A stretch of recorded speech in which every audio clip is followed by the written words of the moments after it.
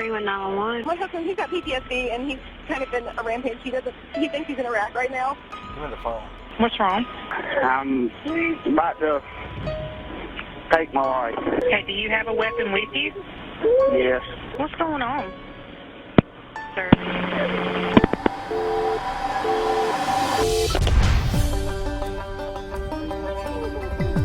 My name is Borden.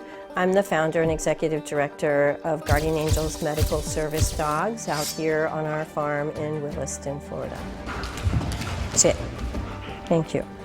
Our veterans today are coming home with post-traumatic stress disorder, PTSD, and it's an enormous problem. The level of stress that the combat tours bring takes a toll on you mentally, physically,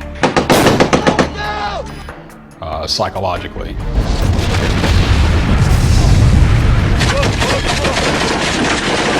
So it was hard to come home and adjust.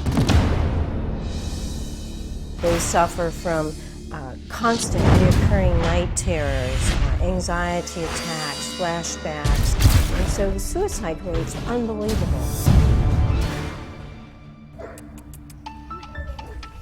Yay! Good job! I want to make it possible for these people to have the help that they need through our amazing dogs.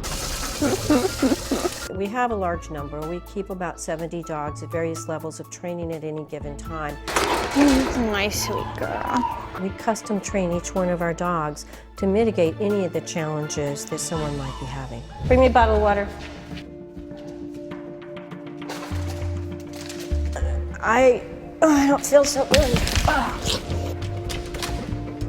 Connecting to ADT Companion Services. Come over here and collar them on that side now. It takes a long time to teach multiple skill work functions to the dogs. Open that door. There. Can you turn the light on for me? Good job.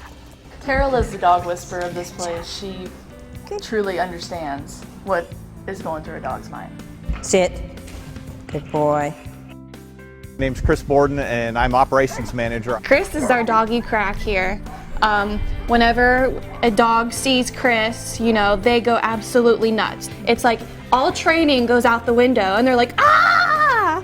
That's a Ruthie! How are you? That's a Ruthie! Puppy, puppy, puppy, puppy! Yay, look at you guys! Look at you guys! Yay! Day starts between 5 and 6 o'clock. Work the dogs, feed them, clean them, rotate them, make sure that anything that we need is being taken care of on the farm. There is a lot of poop scooping. It's a dirty job. But somebody has to do it.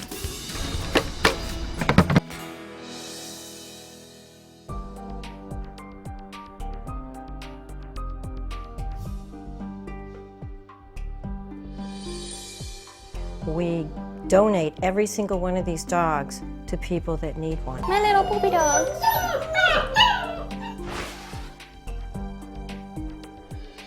One of our biggest concerns here is the waiting list. We currently have up to a 4-year waiting list depending on the skill sets that the dogs need to be taught. I have a great mobility dog that is ready to go, and I have 2 people that have been on the waiting list. Once a month, our recipient review committee gets together, and we all go over the applications that have been submitted. Both of them are veterans with PTSD and serious mobility issues from war wounds. The recipient review board is made up of all nurses. I've chosen them because of their medical background. I feel really sorry for him, and I would really like to help him. My medications weren't doing it for me. My counselors weren't doing it for me. The therapy wasn't doing it for me. Brandon sat in the sofa, right, typing on his computer. I'm like, what's going on? What are you doing? And he wouldn't talk to me, and he was literally crying. And he's like, I'm just telling everybody goodbye. I have had people call me and say, you are my very last phone call. I can't go on. I can't do this. I have this lady here.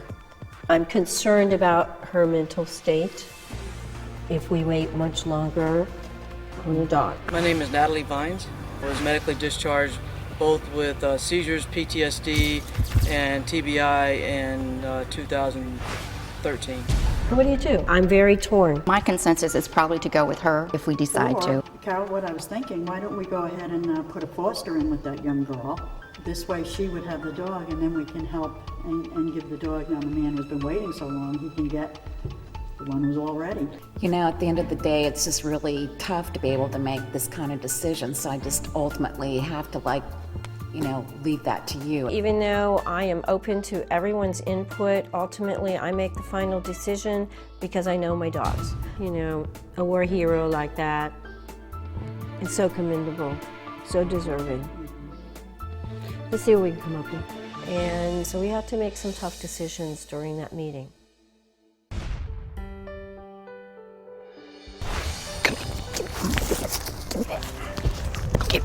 Never did I think that I would have a dog that would help me get back to a stable life. If I'm having nightmares, he will literally come and wake me until I wake up. When he senses an anxiety attack, he'll come and do this. He'll put himself on me. He'll force me to pet him, or if he thinks that, you know, I'm in a awkward situation like that. Hey, boy.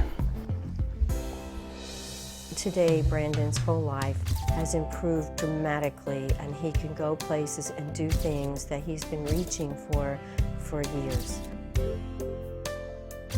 He's the reason why I can go outside now. He's the reason why I can interact with people. He's the reason why I can spend time with my kids again. He's a sweet dog and he loves to play with us.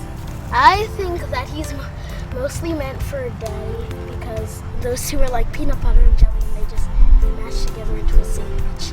It's been a life-changing experience for me, period. It starts with tears and it ends with tears, but it's I call it bittersweet. It's the true definition of bittersweet because it's bitter in the beginning, hearing their stories, and so sweet to know the recovery and the life-saving things that happen for them. Bye-bye.